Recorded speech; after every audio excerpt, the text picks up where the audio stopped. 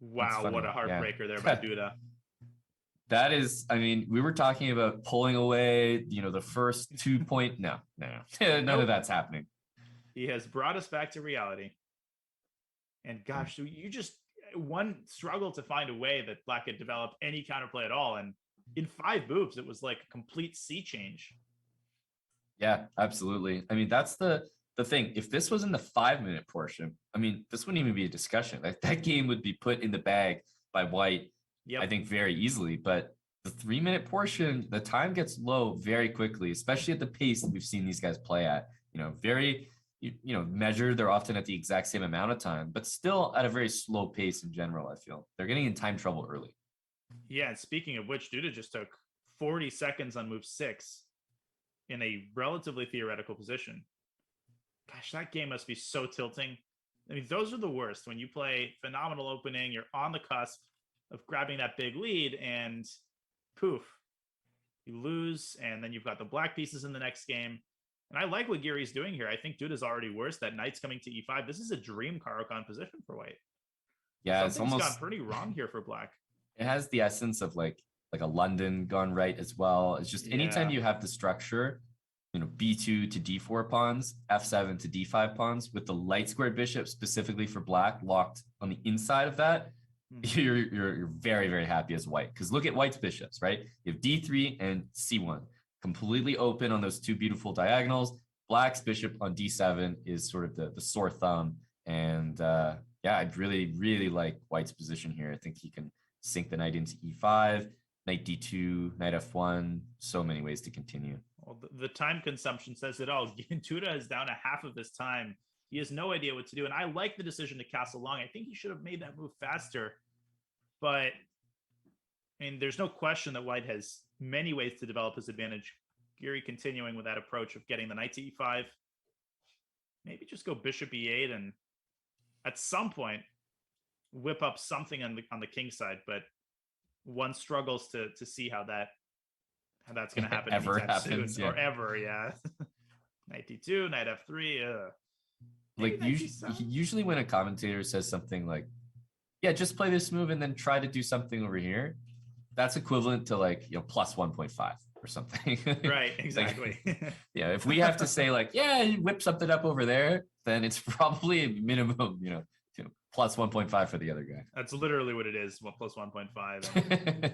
Oh my goodness, this has gone catastrophically wrong here for Duda in this game. And what would be crazy is if he actually turns it around this time. Yep. Knight b6. We've seen crazier things. Knight b6 is sort of like, usually when your king is castled on the opposite side of your opponent, you don't want to put too many pieces like in front of your own king because they're just going to get kicked by pawns like a4, b4. Yeah, get bossed around. I think people think it's like the same thing as putting a wall before a free kick in soccer. But it's actually not, because you just end up losing all of your pieces and the opponent still opens up files. So yep. Giri's pawns are about to come marching down the board. I think Duda wanted to play f6, but he still hasn't gotten a chance to do that because that e6 pawn is so hard to protect. And maybe move the knight away from e7, away to e7, but then c4 is going to come 30 seconds now for Duda. Ugh. This is a disaster game, and he's taking not out of interest, more out of despair. God, the fires of debate are once again lit in the chat. What have I done? The game is no longer being watched. Yeah, we're gonna need to get some mods in here, and specifically an equal number of mods from EU and NA. Exactly. To represent this accordingly. Okay. Now, Duda hasn't lost yet.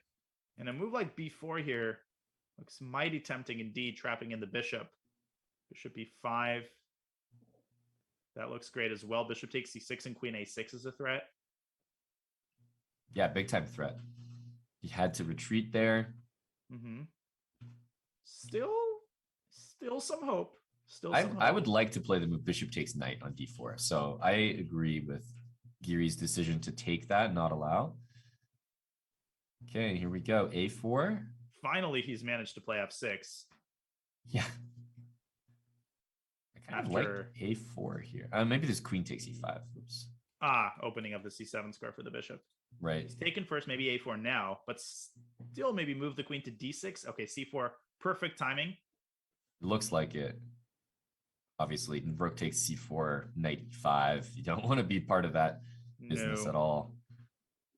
Keep an eye on like queen g3, just like rook g8, queen g3, utilizing the pin on the f2 pawn. That's an idea that both guys are going to be well aware of. Yeah, here. although with 7 seconds, coordinating the counterplay here is all but impossible. Right. And White's got pressure on all sides of the board. I like rook d6, defending 2 of these pawns. Of course, black, I mean, probably bishop takes e5 there's nothing wrong with it. And Giri just says, why not? I'm just going to take some pawns. Yeah, that makes sense. You can probably get away with taking another one on e6, but I would think twice about that. The thing is, if you don't, I'm looking at bishop d4 and e5 as a way to sort of stabilize the bishop in the middle, and then those rooks, although they don't look great, can swing to f8 and f6. What about rook d1 here? I guess White can move the queen away, but it's a little bit scary, isn't it? Right. And here takes takes in rook d1 and bishop c7. Oh my god, he won the exchange. Oh, this is incredible. This is a complete turnaround. Which pawn do you want to go for here? Bishop f5 or bishop d7? I think bishop f5. I think you try to get the connected passers. Black can't allow that. But black's king is clearly in time. It's going to get to e7, and white just might end up being completely lost there. I think so. Remaining on the queen side. The b pawn on b4 is really bad. Like if the bishop was on c4, pawn on b3, if everything can protect itself, then I get it. I get the draw. I get why white's maybe doing well, but this bishop feels a little awkward on f5. Now the eval bar seems to claim that things are far from. Yeah, eval bar is chilling hard. Yeah, it's just totally fun. This is all as planned. I guess white's going for that h pawn and banking on the fact that white's passers are going to be faster. That b4 pawn I'm on, that's a really well placed pawn, because even if black wins the a2 pawn, he's still not going to be close to creating a passer. And I guess eval bar doing all sorts of gymnastics here. The king has managed to get to g7. I think Giri should have taken h6. Right. And notably, he plays king takes g5. So he has h5, h6 check, h5 here. Yeah, this is White still going to be really hard for black. Yeah, h6 and e6. It's over. e7, e7, king f6. King f6. It's over. And the pawn is the right color, as Robert would indicate. Bishop e6. Yeah. Wow. I can't believe we just saw, again, we see the most unlikely